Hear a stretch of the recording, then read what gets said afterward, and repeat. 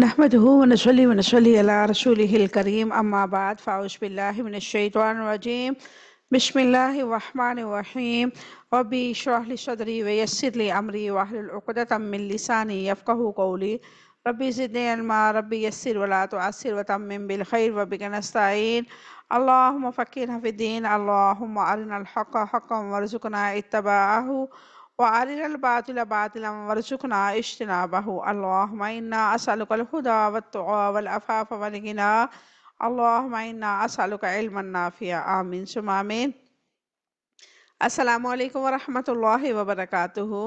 امید کرتی ہوں آپ سب خیر و عافیت سے ہوں گے، ایمان، صحت اور تقوی کے بہترین حالتوں میں ہوں گے الحمدللہ۔ اللہ تبارک و تعالیٰ سے دعا ہے کہ اللہ تعالیٰ آپ سب کو اپنے حفظ و امان میں رکھے، آپ کی طرف بڑھنے والا ہر شر اللہ تعالیٰ خیر میں بدل دے، اللہ تعالیٰ آپ سب سے راضی ہو جائے، اللہ تعالیٰ آپ سب سے دین اور دنیا کے بہترین کام لے۔ اللہ تبارک و تعالیٰ اس ماہ مبارک کو ہمارے لیے مبارک، رحمتوں والا و برکتوں والا مہینہ بنا دے، اور ہمارے دلوں کے اندر سے نفاق، بغض، حسد، کینہ اور ریاکاری کو ختم فرما کر اپنی محبت اور اپنے نبی کریم صلی اللہ علیہ وسلم کی اتباع اور فرما برداری سے ہمارے دلوں کو آباد فرما دے، آمین ثم آمین۔ الحمدللہ ہم چوتھے پارے کا آغاز کر چکے ہیں، ایک ربع ہمارا تقریباً کمپلیٹ ہو گیا ہے۔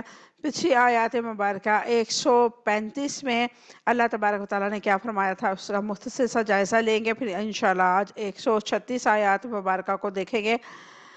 پچھلی آیت مبارکہ میں اللہ رب العزت نے فرمایا تھا کہ اگر تم سے کوئی غلطی ہو جائے جانے انجانے میں، یعنی کہ جان بوجھ کے تم کرو یا تم سے سرزد ہو جائے، اپنے اوپر کوئی بھی ظلم کر بیٹھو، گناہ جو ہوتا ہے اپنے اوپر ظلم ہوتا ہے انسان کا، اور جو انسان اس چیز کو نہیں پہچان سکتا کہ وہ برائی کی طرف جاتے ہوئے اپنے اوپر کتنا بڑا ظلم کر رہا ہے، کیونکہ انسان اپنی ذات کے ساتھ اگر مخلص نہیں ہے تو اس کو کسی کے ساتھ بھی مخلص ہونے میں، یعنی کہ کوئی بھی کسی کے ساتھ بھی وہ مخلص نہیں ہو سکتا۔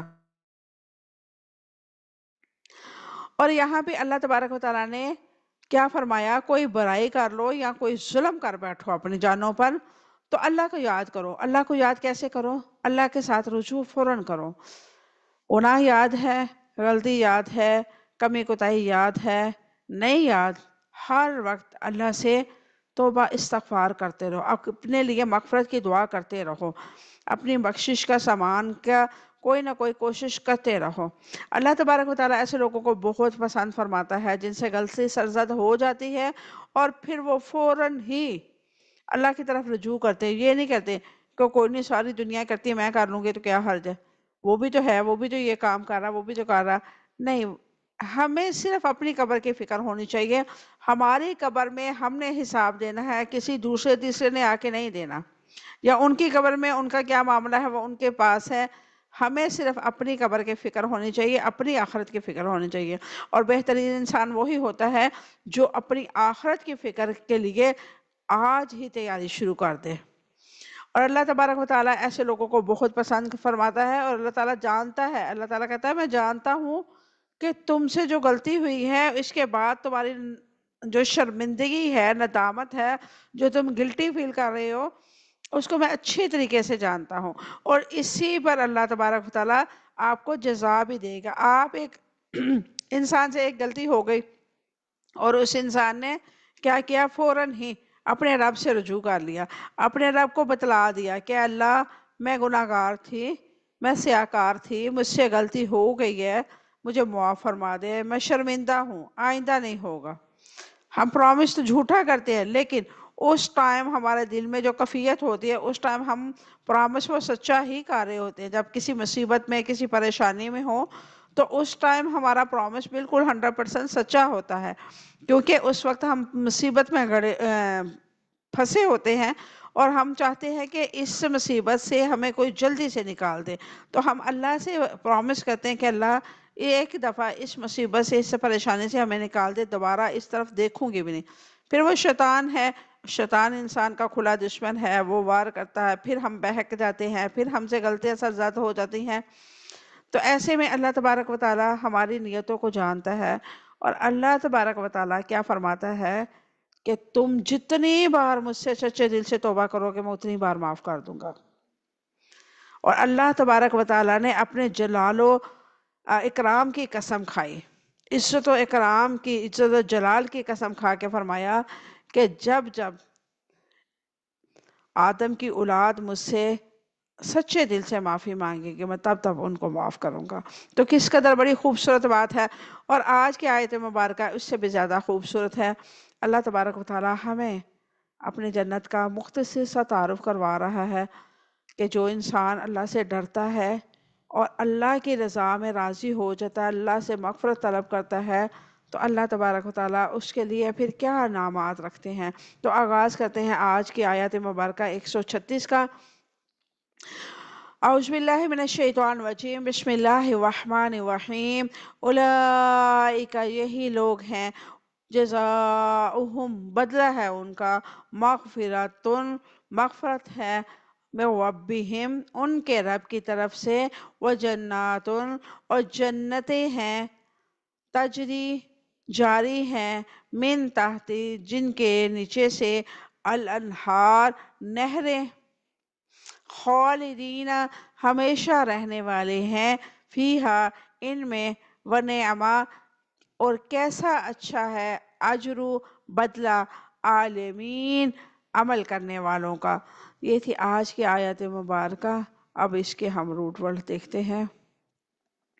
ونعما، اور کیسا اچھا ہے، نون عین میم اس کا روٹ ورڈ ہے، عالمین، عاملین، عمل کرنے والے، عمل کرنے والوں کا، عین میم لام اس کا روٹ ورڈ ہے۔ آج صرف دو ہی روٹ ورڈ ہیں ایک آیات کے۔ مختصر سی تفسیر دیکھتے ہیں۔ اولئک جزاؤہم مغفرۃ من ربہم وجنات تجری من تحتها الانہار خالدین فیہا ونعم اجر العاملین۔ یہی لوگ ہیں جن کا بدلہ ان کے رب کی طرف سے مغفرت اور جنتیں ہیں جن کے نیچے سے نہریں جاری ہیں، ان میں وہ ہمیشہ رہنے والے ہیں، اور کیسا اچھا بدلہ ہے عمل کرنے والوں کے لیے۔ اولئک مغفرۃ من ربہم وجنات، یہی لوگ ہیں جن کا بدلہ ان کی رب کی طرف سے مغفرت اور جنتیں ہیں۔ اللہ تعالیٰ ایک خطا کار انسان کے ساتھ کیسا رویہ اختیار کرتا ہے۔ اللہ تعالیٰ انسان کی شخصی کمزوریوں سے واقف ہے کہ اس سے غلطیاں ہو سکتی ہیں، وہ اس کمزوریوں کے لحاظ کرتا ہے تاکہ اس کے اندر مایوسی پیدا نہ ہو اور امید کا دیا روشن رہے۔ اللہ تعالیٰ انسان کے میلانات سے واقف ہے، اگر اس کے اندر حیوانی میلانات ہیں تو دوسری طرف اس کے اندر رب کی طرف جھکنے کا رجحان بھی ہے، اس لیے اللہ تعالیٰ گندگی میں مبتلا ہونے پر اس کو اوپر اٹھاتا ہے، اس سے پھسلنے پر اس کو تھپکی دیتا ہے، گرنے پر اسے اٹھاتا ہے، اور اس شرط پہ کہ اس کے دل میں اللہ تعالیٰ کی یاد ہو، وہ اللہ تعالیٰ سے غافل نہ ہو اور جان بوجھ کر اپنی غلطی پر نہ اڑے۔ اللہ تعالیٰ اس کے لیے توبہ کے دروازے کھول دیتا ہے، اور توبہ کرنے والوں کے لیے مغفرت اور جنت کے دروازے کھول دیتا ہے جس کے نیچے سے نہریں جاری ہیں۔ انہوں نے اللہ کی خاطر تھوڑا سا عمل کیا مگر ان کو اس کا بہت زیادہ اجر عطا ہوا۔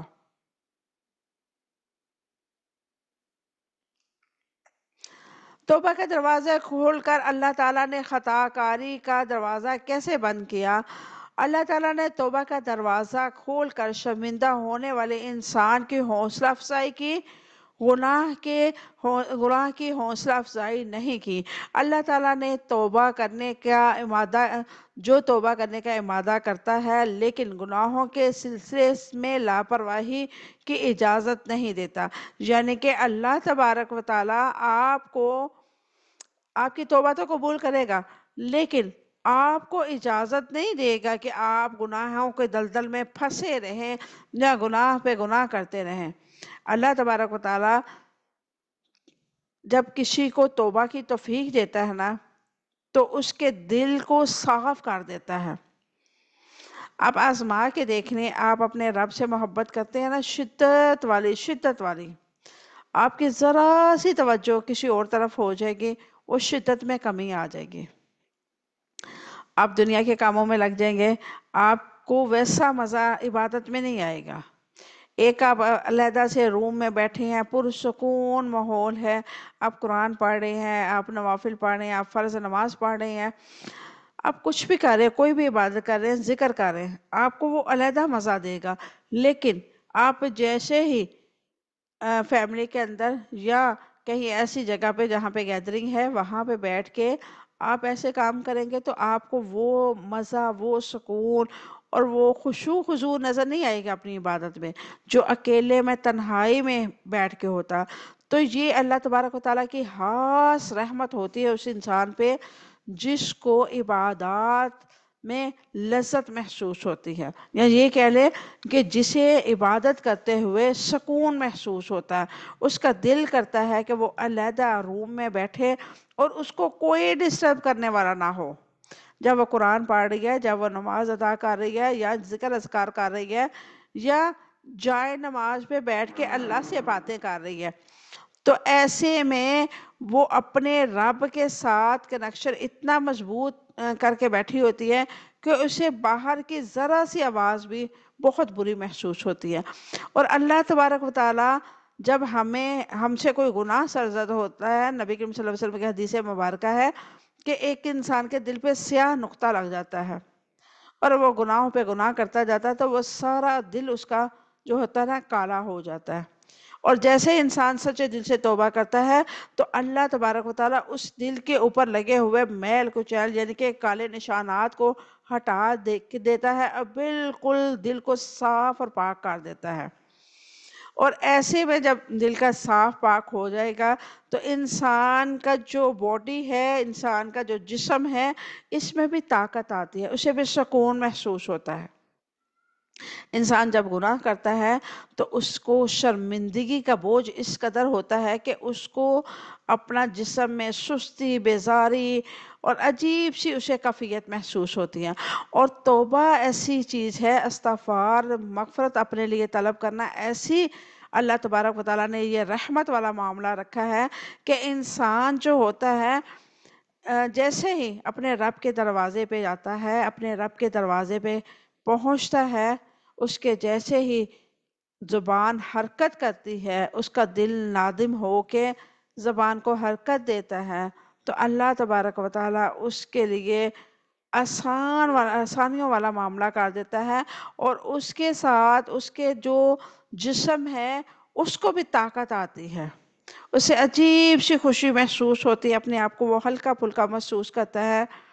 اور اللہ تبارک و تعالیٰ نے توبہ کا دروازہ کھولتے ہی اس کے لیے ہے جس کو شرمندگی ہو، اور جو شرمندہ ہوتا ہے کسی کام پہ تو عقل مند انسان، شعور رکھنے والا انسان کبھی بھی شرمندہ ہوا کام کی طرف دوبارہ نہیں لوٹتا۔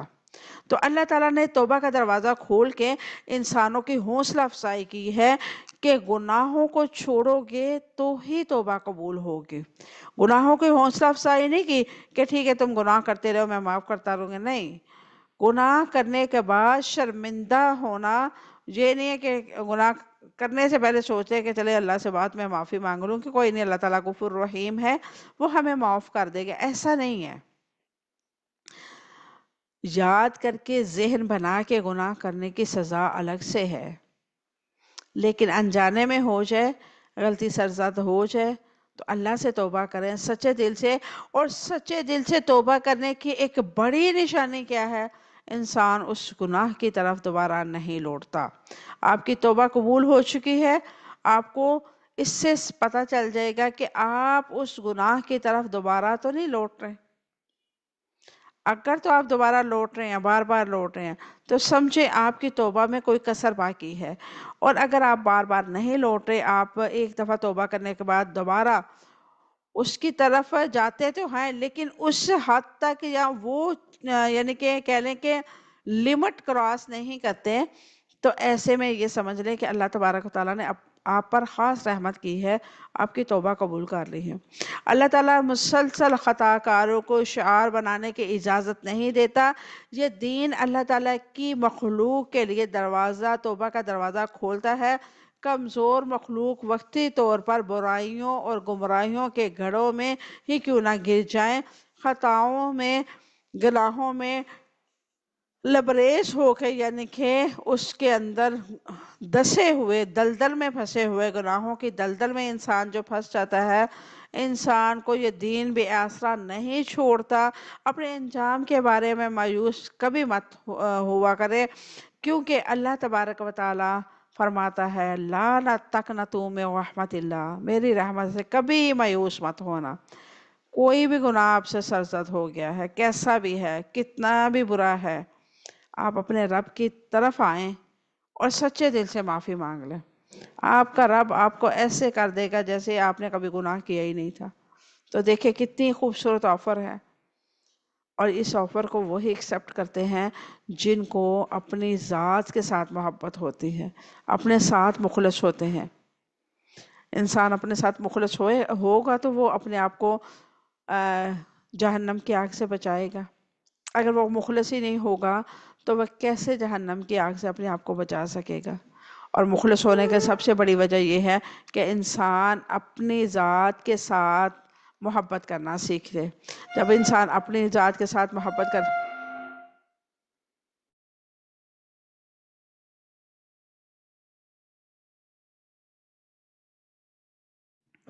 جب انسان اپنی ذات کے ساتھ محبت کرنا سیکھ لیتا ہے تو اس کے اللہ سے بھی محبت ہو جاتی ہے، کیونکہ وہ نہیں چاہتا کہ میں اب اس ہستی کی نافرمانی کروں جس نے مجھے وجود دیا، جس نے مجھے رزق دیا، جس نے مجھے سانسیں دی، جس کی بدولت میں اس دنیا میں عزت کے ساتھ جی رہا ہوں۔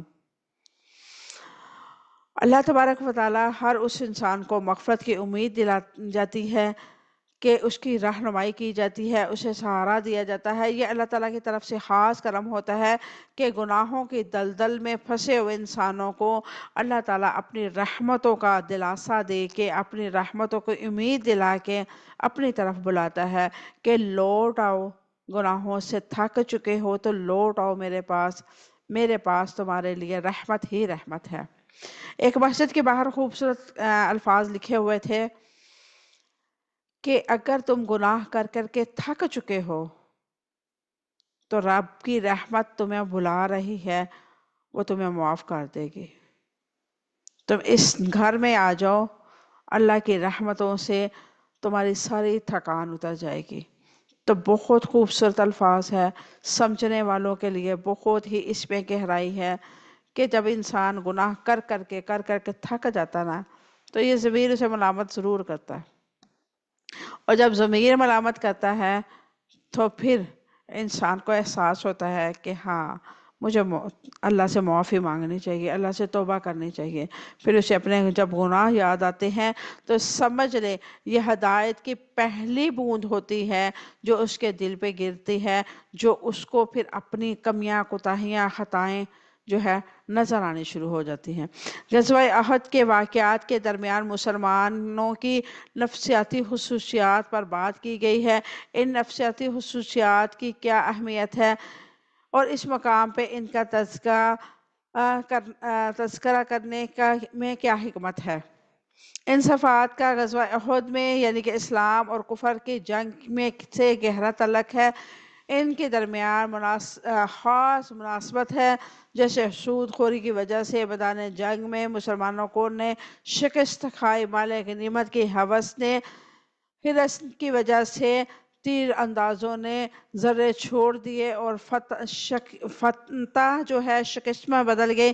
اسی طرح دشمن فتح یاب ہونے پر کے لیے اپنی ذات پر فتح حاصل کرنا ضروری ہے، اور اپنی ذات پہ فتح حاصل کرنے کے لیے کن چیزوں کی ضرورت ہے؟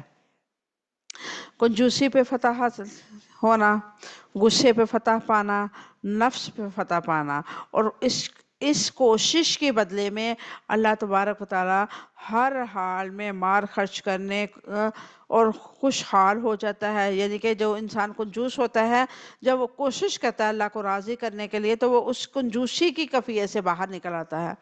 اور جو غصے کو قابو کرنے کی کوشش کرتا ہے اپنے رب کی رضا کے لیے، غصے پہ قابو پا کے لوگوں کو معاف کر دینا سیکھ لیتا ہے.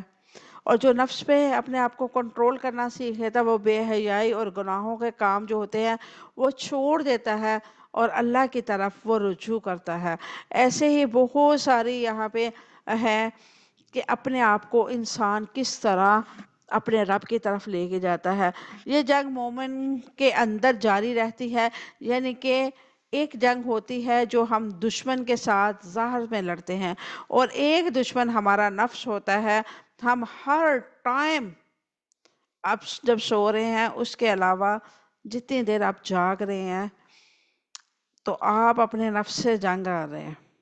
آپ کا نفس ہمیشہ آپ کو الٹے سلٹے آپ کے ذہن میں خیال ڈالے گا، فلاں نے ایسے کیا، فلاں نے ایسے کیا. کچھ نہیں تو کسی کے لیے نیگیٹو سوچ ہی ذہن میں رکھتا ہے. آپ کے خیالوں میں اس انسان کی برائیاں آپ کے سامنے پیش کرتا ہے. تو انسان جو مومن ہوتا ہے وہ ہر ٹائم ایک محاذ پہ لڑ رہا ہوتا ہے. وہ محاذ جو ہوتا ہے اس کا نفس کے ساتھ ہوتا ہے، اور ہر ٹائم وہ جاری رہتی ہے جنگ، کیونکہ اس کا نفس جو ہوتا ہے 24 گھنٹے شیطان کے ساتھ رہتا ہے.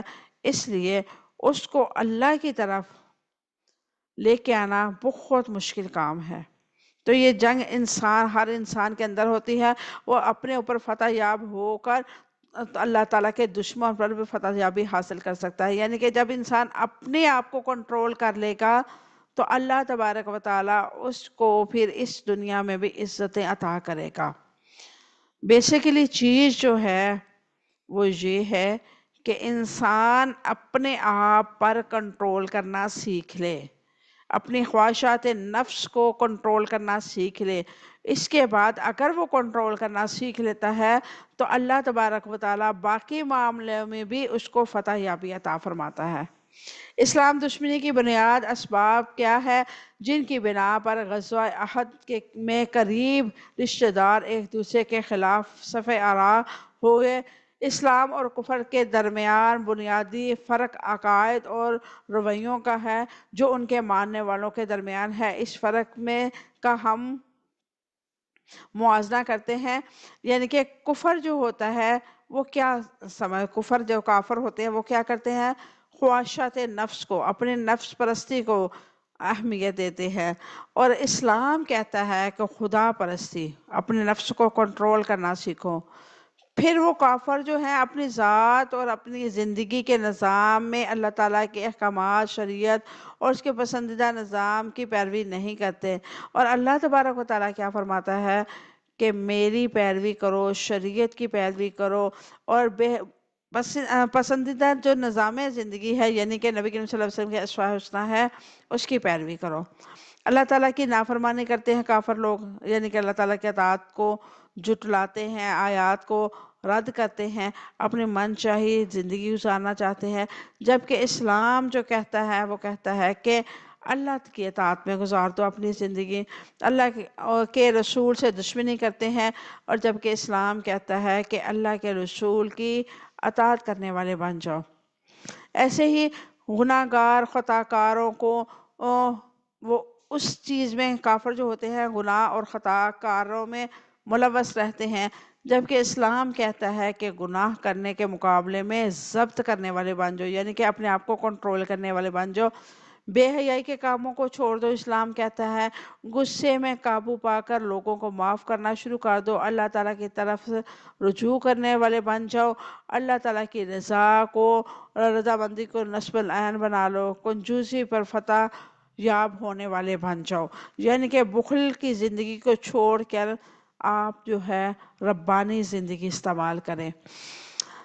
مسلمانوں اور کافروں میں دشمنی کی یہی بنیاد وجوہات ہیں. جو یہ وجوہات تھی جن کی بنا پر معرکہ رائی ہوا تھی، ہوتی ہے اور ہوتی رہے گی. دنیا میں جب تک اسلام اور کفر کے درمیان ہے انہیں بنیادی بنیادوں پر جنگ جاری رہے گی۔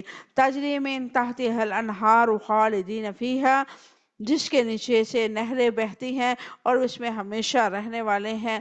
اس کی وضاحت کیا ہے؟ توبہ کرنے والوں کے لیے مغفرت اور جنت ہے، جن کے نیچے سے نہریں جاری ہوں گی، جہاں اللہ تعالیٰ کی رضا ہوگی، جہاں کوئی دکھ، کوئی غم، کوئی حسرت، کوئی پریشانی نہیں ہوگی، جہاں وہ ہمیشہ رہنے والے ہوں گے، کبھی دیس نہیں نکالا جائیں گے، جہاں کی نعمتوں کو کبھی زوال نہیں آئے گا، جہاں کسی خوشی کو غم نہیں ڈسے گا، جہاں کسی کی زندگی کو موت نہیں آئے گی، جہاں کسی کی جوانی کو بڑھاپا نہیں آئے گا، جہاں وہ ہمیشہ ہمیشہ رہیں گے۔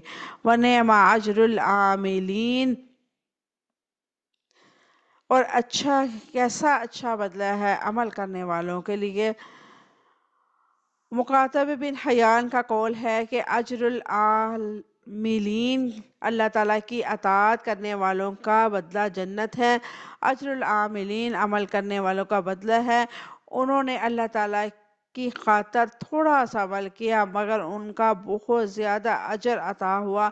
مشقت برداشت کرنے کے بعد ہی راحت کی امید ہوتی ہے۔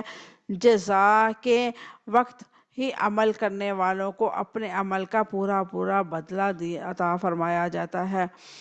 یہ تھی آج کی آیت مبارکہ، اور اللہ تبارک و تعالیٰ سے ہم دعا کرتے ہیں ہم اپنے آپ کو کنٹرول کرنے والے سیکھ لیں۔ اللہ تبارک و تعالیٰ ہماری نفسوں کو اپنا غلام بنا لے، ہمیں اپنے حکم پر چلنے کی توفیق عطا فرمائے۔ آمین ثم آمین۔ وآخر دعوانا الحمدللہ رب العالمین۔ سبحان ربک رب العزت عما یصفون وسلام علی المرسلین والحمدللہ رب العالمین۔ السلام علیکم ورحمۃ اللہ وبرکاتہ۔